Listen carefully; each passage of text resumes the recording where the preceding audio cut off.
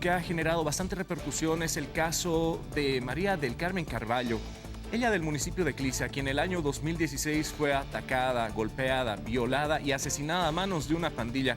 Ante esto, la juez liberó al feminicida, quien hasta el día de hoy no es sabido. Nos acompaña la senadora Andrea Barrientos, quien se ha manifestado ante este y otros casos, debido a que hay muchas dudas en la justicia en tela de juicio. Andrea, muy buenos días. Muy buenos días, Rodrigo. Un placer compartir contigo y con la audiencia de Red 1. Como bien lo mencionabas, desde la Comisión Mixta en casos de retardación de justicia para los casos de feminicidio, estamos trabajando de manera ardua.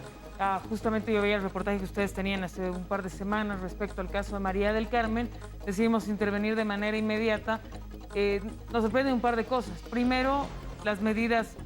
La vocal remueve las medidas sustitutivas y la ley la ampara de alguna manera, la 1173 la ampara, y es una tarea nuestra ya empezar a ejecutar la modificación de la 1173 y la 348.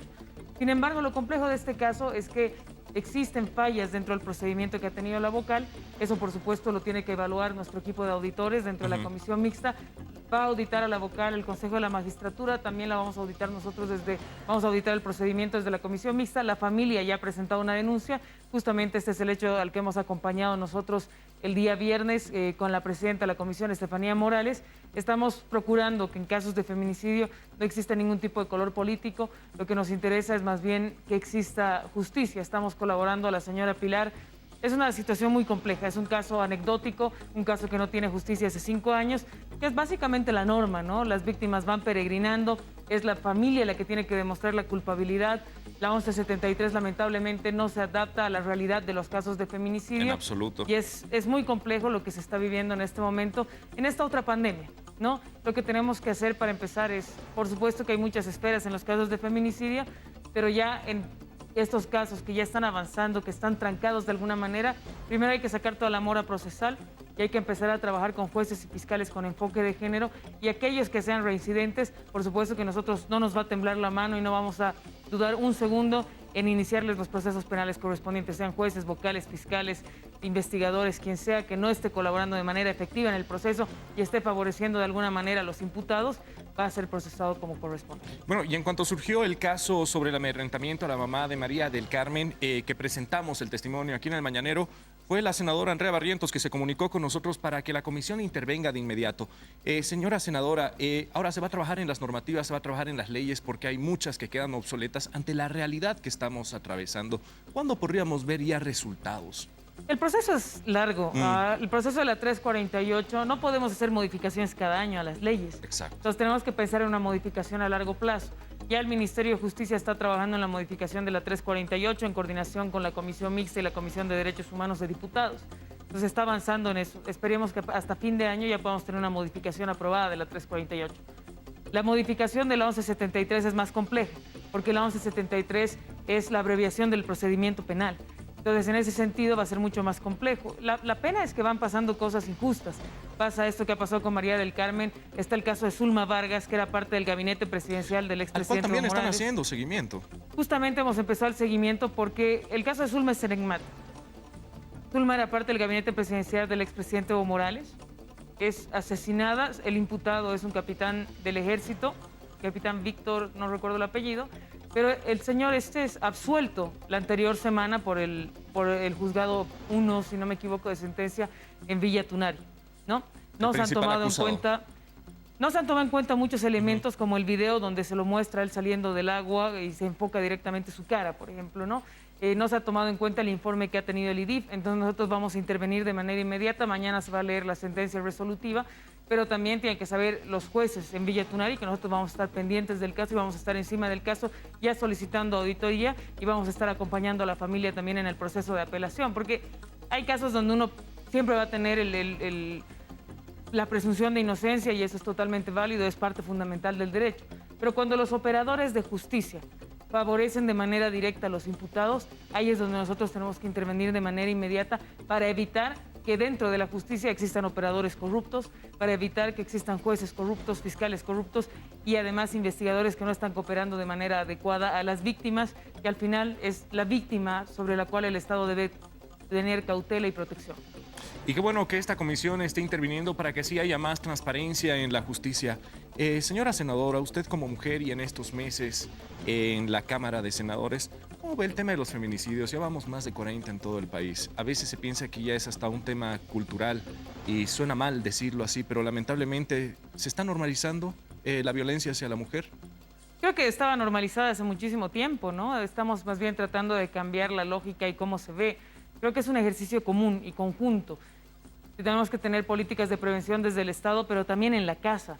El empezar a estereotipar a los chicos con roles de género. Que solo la mujer lava, por ejemplo. O, o que los hombres si lloran son maricones, digamos, ¿no? O sea, no podemos enfocar los casos de feminicidio y violencia solo en la mujer.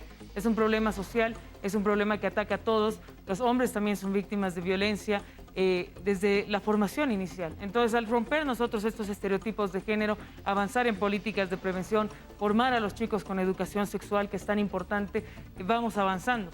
Lo que hay que sobrellevar y hay que romper es el conservadurismo de la sociedad boliviana para empezar a tocar estos temas que están en el núcleo mismo de la sociedad, ir rebasando de alguna manera, que nos van rebasando de alguna manera.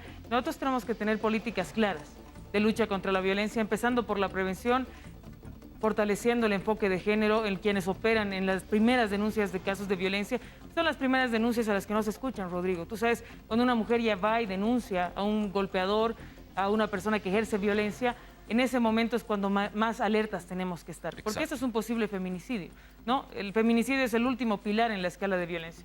Entonces hay que empezar a tener una atención preventiva, a tener una atención inmediata, a tener una atención que está prevista por ley para poder atender a las víctimas de manera efectiva, protegerlas y empezar a avanzar, ¿no? Y para eso es todo el sistema que tiene que cambiar, pero sobre todo presupuesto. Yo siempre voy a insistir, necesitamos presupuesto, no existe presupuesto y eso es un error que hemos cometido. Nosotros lo habíamos alertado ya al aprobar el presupuesto general de la Nación.